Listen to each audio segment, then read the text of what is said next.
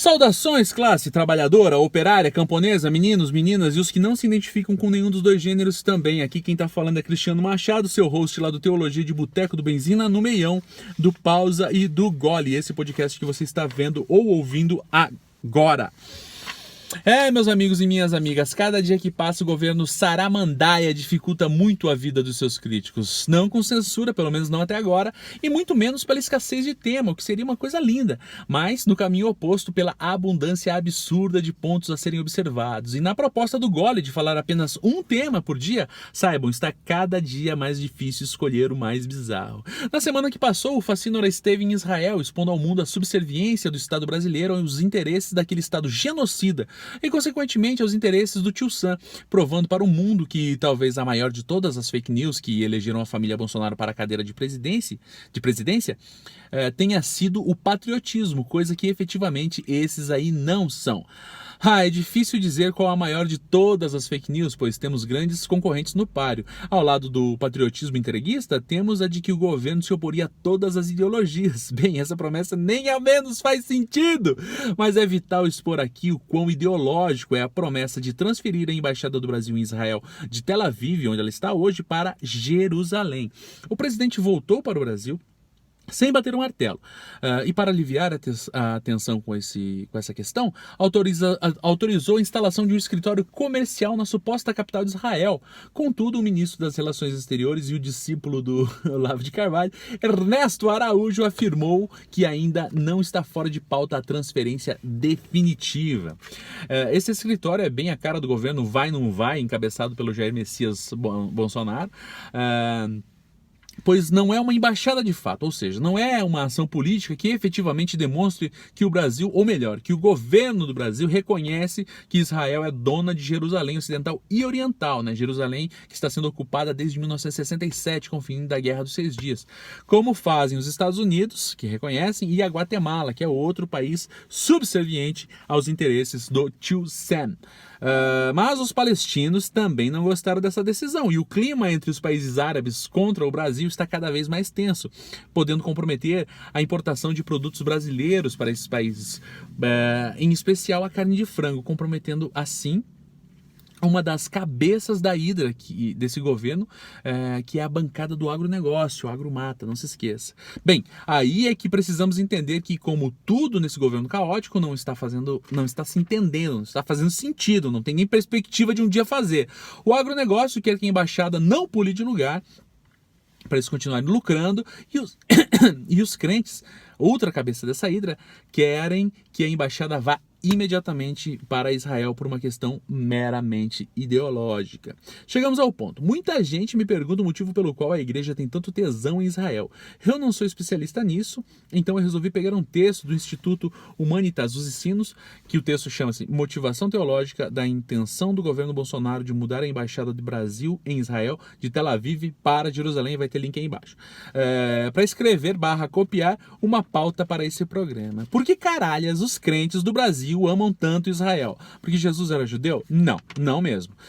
A gente sabe que na Inquisição os judeus foram perseguidos justamente por isso, por terem supostamente, né, segundo os cristãos daquela época, assassinado o Senhor Jesus. Então, não faz nenhum sentido. Mas tão sem sentido quanto a perseguição ao povo judeu pelo assassinato de Jesus é a lógica por trás dessa fascinação que os crentes têm neles hoje em dia. Bem, antes de mais nada, é preciso mais uma vez evidenciar o caso de que a fé cristã não é monolítica como um único movimento ideológico, assim como essa fatia denominada protestantismo, aquele braço da igreja que tem a sua raiz na ruptura de Lutero com a Igreja Católica Apostólica Romana em 1517, a Reforma Protestante, também não é. Nem todo crente tem orgasmos múltiplos quando vê a bandeira azul e branca de Israel. Alguns admiram até o país pela política genocida dele, sem ter relação apaixonada com aquilo. E alguns outros, pasmem os senhores, como esse que vos fala, milita contra a política sionista que mata sistematicamente palestinos naquela região com a passada de pano da Europa e dos Estados Unidos. Eu não sou teólogo, então podem haver grandes e vários erros, e conto com a colaboração dos teólogos de plantão para me corrigirem nos comentários desse programa. Inclusive tem um programa do Teolabcast que eles os guris lá entrevistam o Burjac, que tem uma explicação muito maior sobre isso. Então eu vou colocar o link aí, se você tiver mais interesse, clica lá e ouve. O pensamento escatológico do pré-milenismo dispensacionalista sionista é a causa disso, segundo Carlos Caldas, doutor em ciências da religião pela Universidade Metodista de Sampa e professor no programa de pós-graduação de ciências da religião da PUC Minas. Proposta por John Nelson Darby, que viveu entre 1800 e 1888, essa forma de pensar o triunfo final do bem contra o mal poderia ser resumida, e bem resumida, da seguinte forma. A história da humanidade pode ser dividida em 7 dispensações, e estaríamos vivendo na 6ª dispensação, a Era da Graça, e na sequência estaríamos na dispensação chamada o Reino Milenar. Até aí nenhum galho, muito grave para a gente pensar.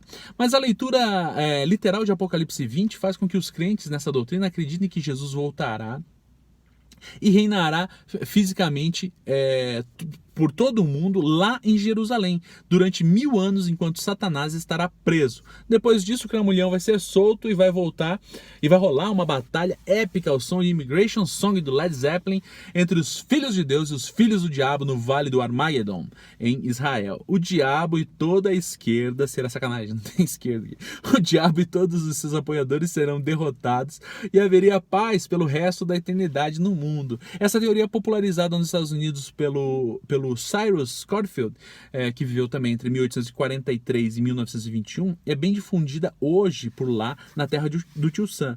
E bem, como descrito pelo professor René Padilha no seu livro Missão Integral, lá da Ultimato, a editora Ultimato, parte do evangelismo, eu diria que boa parte do evangelismo que tomou a América do Sul e a tornou protestante não passa de uma doutrinação do American Way of Life travestido de evangelho, trazendo para cá os valores democráticos estadunidenses por conta do seu destino manifesto. Entre as tantas abominações teológicas que formaram o cidadão médio evangélico brasileiro e latino-americano, veio a teologia da prosperidade com seus rádio e televangelistas, assim como a teologia dispensacionalista, difundida grandemente nas igrejas pentecostais e neopentecostais. O mesmo povo que em massa apoiou a candidatura do Facínora, que hoje divide a cadeira da presidência com os seus 3 nenéns.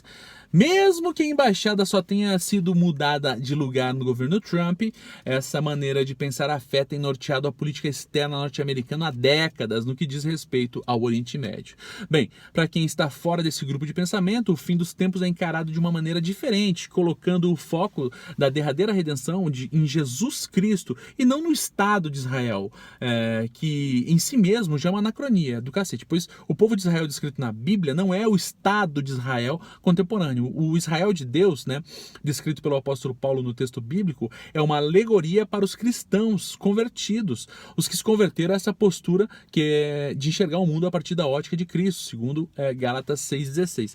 É óbvia a linguagem figurada utilizada pelo apóstolo Paulo e outros autores quando se referem a Israel. A teologia clássica protestante é clara ao rejeitar essa teologia, por considerar ela uma colcha de retalhos que não leva em consideração os contextos da onde esses textos foram escritos. Bem, é inevitável falar aqui, com todas as palavras. Acatar ao discurso de que Jerusalém é a capital de Israel e apenas de Israel é uma escolha puramente ideológica, mostrando mais uma vez que esse governo saramandaia está cotado entre os mais ideológicos e na definição deles mesmos de todos os tempos no Brasil. E o mais grave, a ideologia deles consiste em acatar todas as determinações ideológicas que o governo dos Estados Unidos determinam, usando como desculpa uma manipulação usando como desculpa para essa manipulação uma teologia mal explicada que povoa o imaginário comum evangélico brasileiro. Mais uma vez, provando que, além de ideológico, antipatriótico, entreguista, esse governo também tem uma política antibíblica, quando usa a palavra de Deus para justificar as suas próprias políticas e interesses, rompendo com o mandamento de Moisés que diz: não usará o nome de Deus em vão. Parafraseando o grande Eduardo Cunha, que Deus tenha misericórdia dessa nação. Se você gostou desse material, entra lá em teologiadeboteco.com.br. Se quer dar uma força com grana, apoia.se/Teologia de Boteco, teologiadeboteco.com.br ou apoia.se/Teologia de Boteco. Fui! Quase 10 minutos, hein, galera? Foi acelerado esse, fala aí.